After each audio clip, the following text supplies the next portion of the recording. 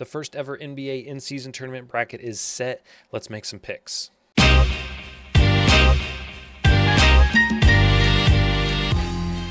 Welcome back to the Green Beans Go channel. It's your host, me. I know we are full steam ahead on NFL content, but I wanted to take a break from that and cover this NBA in-season tournament, which I am excited about, although I do think it could use some tweaks moving forward, and I think they will make some tweaks. So let's go ahead and look at this bracket right now and talk about some picks that I like for these games. So this is the bracket. We have the West games over here and the East games over here. All of these teams qualified based on a fairly complex round robin type situation in these regular season games.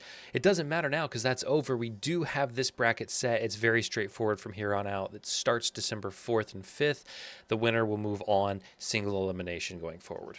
So we will start with the West. The Lakers are playing the Suns and the Kings are playing the Pelicans. Both of these teams have seen each other twice already this year, and both of these teams have the same result. The Lakers are 2-0 against the Suns, and the Kings are 0-2 against the Pelicans. So we see the odd-numbered seeds winning both head-to-heads 2 times. What I want to point out specifically in this Lakers-Suns matchup is, although the Lakers have won twice, in the first matchup it was a 5-point win and the Suns did not have Booker or Beal playing.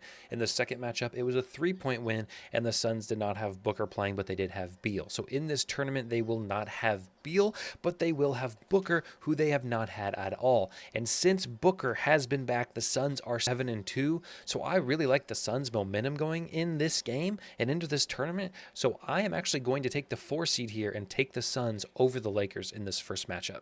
Looking at the Kings and Pelicans matchup, the Pelicans are 2-0 against this Kings team. Both of the times they've played, they have not had CJ McCollum, who will be back after coming back and healing from a collapsed lung. Do you heal from that? What do you do? Just inflate it back up? I have no idea, but he is back, and I'm going to keep this one short and sweet.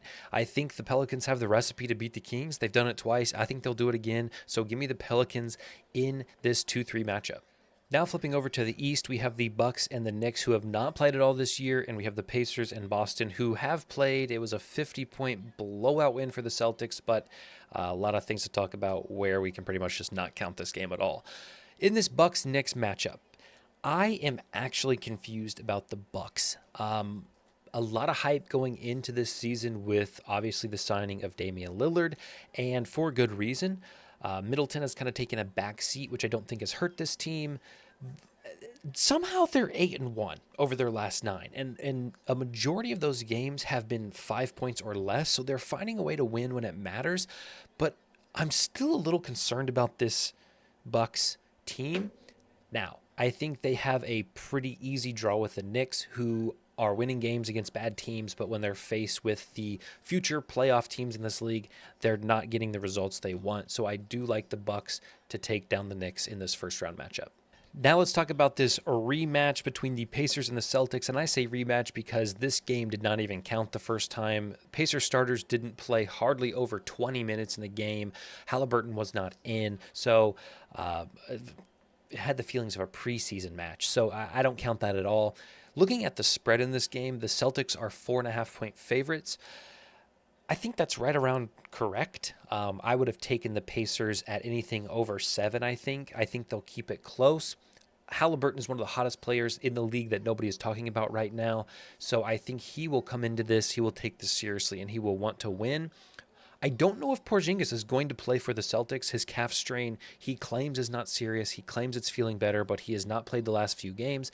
I don't know if he'll sit out in the tournament. I think he'll be back by the game against the Bucks at worst case, but he may even play this game.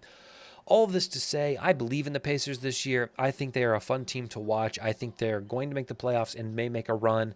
However, I don't think this draw against the Celtics is a good matchup, so I will take the Celtics in this one. Taking a look at the Western Conference semifinal side, the Suns and the Pelicans have not played yet this year, and I think what this comes down to is which team wants it more. I know a lot of these guys aren't taking this in-season tournament seriously, but I think the team with more pressure and more to prove is definitely the Suns after some of their trades in the offseasons, their signings. All eyes are on the Suns right now, and I think they need to show up and they need to have a result, and I think they will get that result against the Pelicans. So I will take the Suns to the championship game on December 9th. As for the East, Bucks and Celtics is what everyone's going to want to watch, and I think it's what everyone will get to watch, and potentially not only in this in-season tournament, but potentially the postseason this year in the East. So I'm going to echo what I said for the West. Which team has more to prove? And you may be sitting here saying, well, they just got Lillard, they have it's not the Bucks. It's the Celtics, because the Celtics have made deep runs the last few years and have been booted out before they're supposed to be, by teams they're not supposed to be beaten by. So while this has certainly less pressure than the playoffs and will matter certainly less in conversation, I think this is kind of like, your conference championship for your high school team that can never win sectionals, regionals, and state, but boy, can they put on a show during conference and get it done.